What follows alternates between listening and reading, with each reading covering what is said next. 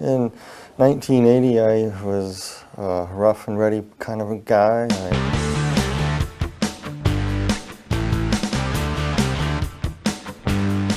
drank a lot and partied a lot, and I was moved to Tucson, Arizona, and I was working at a construction site, and one of the guys brought some water from Mexico that was contaminated, and I ended up drinking it by accident.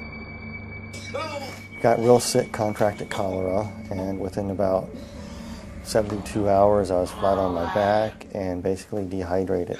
That's when I passed away.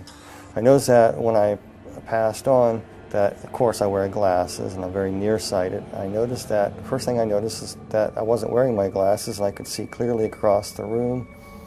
And when I turned my head, I noticed that my body wasn't moving. And I was lifted right out of my body and hovered over my body, looking down at myself and looking around. And next thing I knew, I went through the ceiling of the room I was in, and I was transported into a very, very, very black, dark void.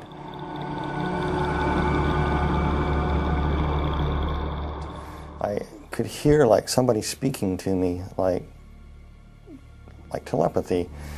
And it was explaining to me many, many things that I no longer remember, but most of the idea was explaining to you the whys of life, why there was evil in the world, why this, why, people have questions all the time.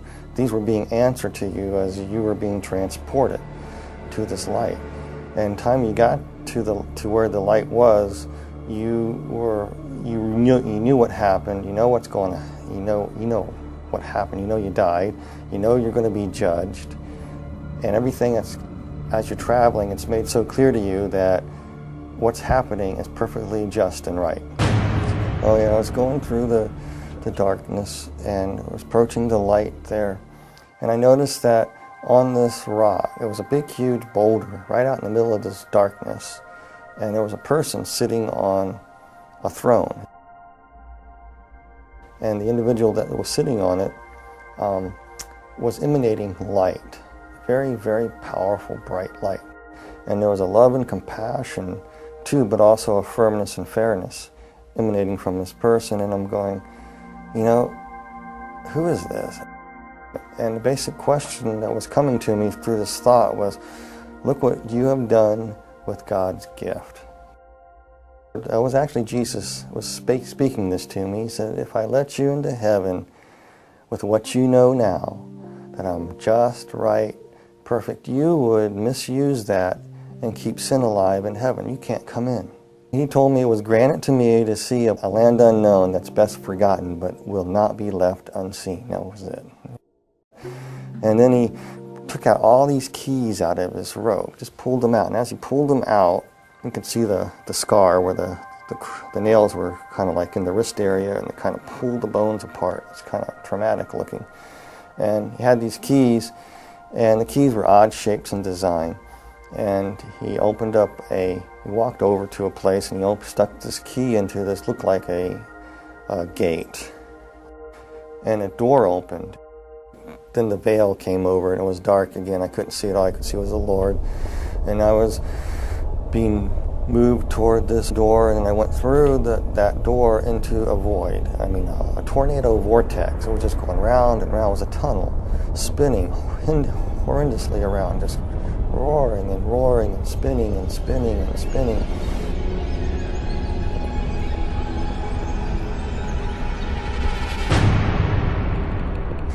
And it smelled horrible. I could hear these screeches and noises and sirens. The most thing that I remember the most was slurping noises and screams, and you could feel heat, really hot heat. The next thing you know, I was falling through the sky. It looked like the sky, and I hit the ground. It kind of hurt, and I stood up, and I looked, and I go, where am I? All these people ran out. And some of them looked like people that were dead that I knew, and other people I knew that were not dead. And they come around me, slapping me on the back. And I said, they got there awful quick because the house looked far away, but all of a sudden they were there, slapping me on the back, welcoming me there. but something just wasn't quite right with them because they looked weird. They had yellow glints in their eye, and their eyes were almost reptile-like. I looked over and I saw what looked like my best friend turn into somebody else. And I said, hey, wait a minute, you can't do that. You're not who you say you are. Who are you? And then all of a sudden I looked around and I go, all these people around me are not people. They began to morph into what they were. They were ugliest creatures I've ever seen. Reptile-like, some of them, they were just god-awful, like rotting vegetables, and they were distorted and twisted, and then they were not perfect by no means, and they were just filthy, smelly creatures. And they were just starting to come at me like they're going to shred me to pieces. And one tried to grab me right across my chest, and one tried to grab my legs. And while they're trying to tear you to pieces, they backed away, and this one that looked like my best friend earlier, who morphed into different people, came up to me. It was he was about 4'8", looked like a sort of half dinosaur, a reptilian type creature, and it was hissing and spitting at me, and was speaking in a language that I didn't know what it was saying at first. It was and it was broken in English. It was telling me to come, follow it, follow it, follow it. So he motioned to me, and we took a few steps, and all of a sudden we were at the end of the horizon. That doesn't make any sense, but we came across to what looked like the end of the horizon. You couldn't go any further, and I couldn't understand what it was. And yet I could look out, and I could see all this vast fields and mountains. And then that creature stuck its hand in this horizon, and he ripped it open like a veil, and he stepped out of it up onto this road, and he telling me to come, motioning me to come, so I did the same. I just went ahead, I got out, and the next thing I knew, I was on a large, wide, dusty, flat road. I just came out of a cell, a cube. It was around 10 by 10 foot square. It could have been 14 by 14. That's what the dimensions were. And there was a cell next to it, and there was a cells above it, kind of set back, concave, so they're going up. And there were 6 of them to the roof of this place. And in the walls are embedded people in cells. And he pointed to another cube, and in this cube I was looking at, there were people inside these cubes. Some were vacant, some people waiting for people to arrive like I did. There's this person in there, and I was just looking at them, and then it was showing me another person. Each person that was in their cube was like they were reliving parts of their life all over again, but not in a very pleasant way. It's like a living nightmare. I realized that hell is just an enormous big place, and there's many other parts to hell that I did not see. I just saw this place called the pit. And so it says, it's been granted to thee, follow me out to the middle of the road. So he walked out in the middle of the road, and all these demons and creatures running around, and I saw all these people in various stages of torment. And some of these demon creatures inside these cubes were going in at will. And they would be attacking people in various ways. But to the people, they look like other people, or times in their lives, or they look like demons. Whatever their worst nightmare was is basically what they were living. We walked along to another cube, looked inside of another individual that was there, and it reminded me of an old sailing ship. And this guy used to be a captain of the ship, and he was being flogged. Things that he did on this old sailing ship. He did it for pleasure for these people because it was his ship, and he liked to be mean to his crew, and it was being meted back to him. I noticed this being, this creature looking at me. It was in a cube at first, and the person who was looking at this creature is one of those tall creatures with the faces that went around, but it was of a beautiful purplish color in a way, kind of a beautiful creature, but hideous at the same time. And with its faces revolving around, very seductive, very, very flattering, very, very persuasive. It would try to plant thoughts in your mind, trying to tell you, why would such a good God allow people to suffer like this? It was trying to get me to curse God. I really don't know who the demon creature was. I know he had great power and authority. He either was the second in command or he could have been Satan himself.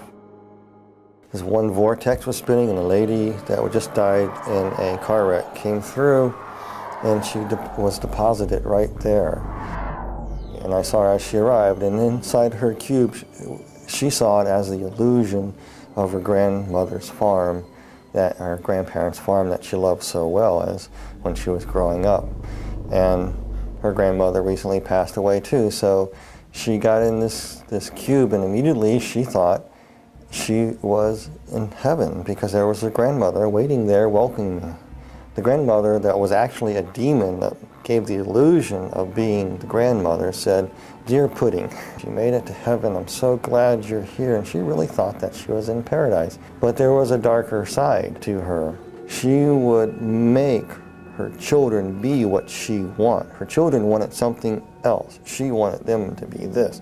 And if they didn't do it her way, it was the fist. It was verbal abuse. It was cutting down. So as she sat down, I was watching it, and the tree's limbs just grabbed her.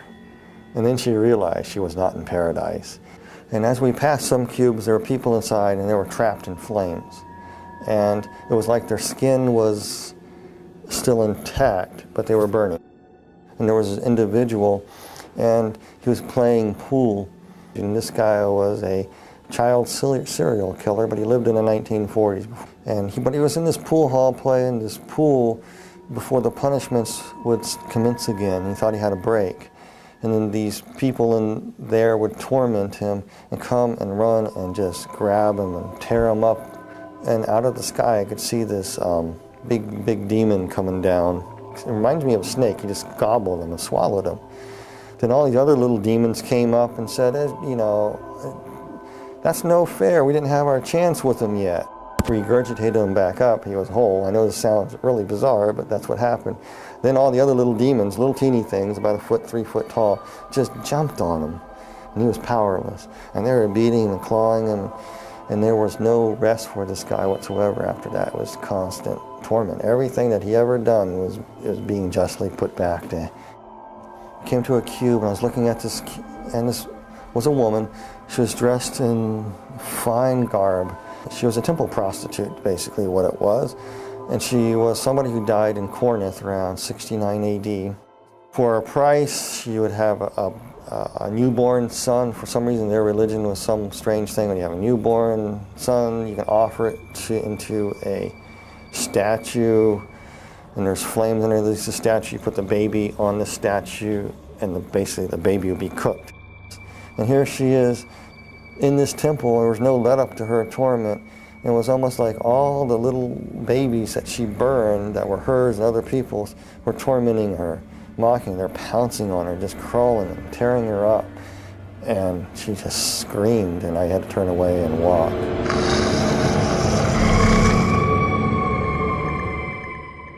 There was an individual that she practiced the black dark craft. She was a witch. I just knew that she was a witch, but she died many hundreds of years ago. But she was trapped in a coffin, scratching, trying to get out. She couldn't get out. She was in that position for years and years and years and years, hundreds of years. And then finally, when she got it open, all the demons would pounce on her. And I walked on to another cube. We looked in this other cube on this row, and there was another lady. And she believed that Mother Earth could save her. And then if she honored the trees and the rocks, and she was into this nature thing, and part of their religious practice that she would practice would be getting out in the fields and dancing around a fire with a bunch of other people doing the same. The people that she thought that she was with were actually demons, and they would come up to her and say, "You did this." They pick up a stone. You say, "The stone will save you here," and they smacked her with it. So she was standing there, and the demons reached down there and reached in her mouth, ripped out her tongue and part of her thing, and says, "You talk bad? Oh, the stones are not going to save you. Nobody can save you." Then they ripped off her, just actually took her skin and just peeled it off. It was really slow and agonizing to shreds until nothing to the skeletons. Then they took the bones and broke the bones, and she felt everything. Then her body would come back together, The flesh would come back together, and it should be whole again, and it would start all over again. A different scene would happen. And some of the cruelest people on earth were in these. You know, some people, I don't like to say names of people or anything like that, but I will, you know, this one particular individual is definitely there, and everybody knows who it is. It's Adolf Hitler. Hitler was sitting in a cube. The cube was open, and it was just burning flames. He's just sitting there burning. And his flesh wasn't burning, and he had this hideous look on his face.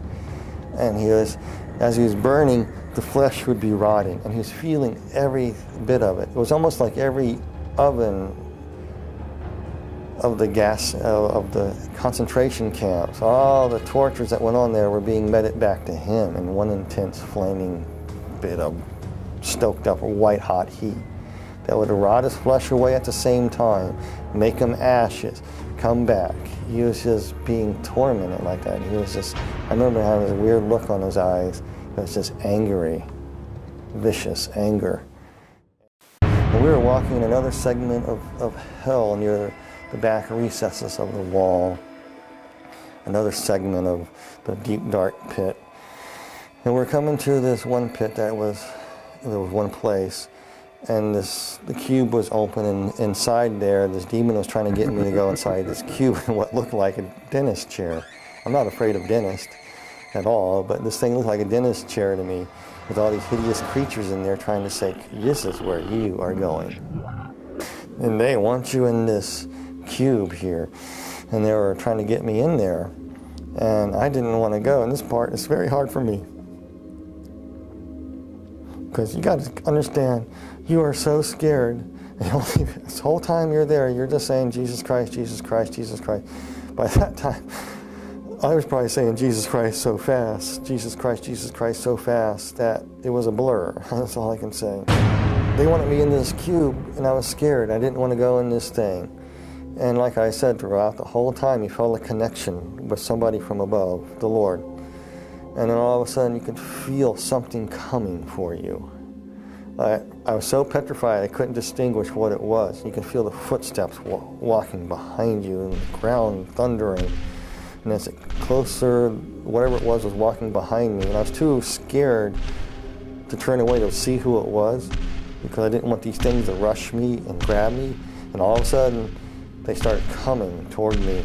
And then the presence got right behind me, and they all scattered. And that purplish, big, tall, demonic creature, the regal creature, kind of backed slightly away and kind of bowed and kind of walked out, just kind of slithered on into the mist, into the darkness of hell. And the Lord was carrying me up.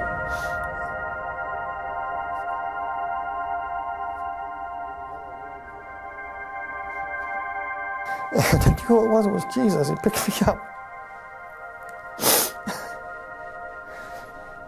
This part I remember though so clearly. He just picked me up in his arms, and I could see where they crucified him. As he's holding me, his bones are pulled apart. He's saying, you pulled apart my bones.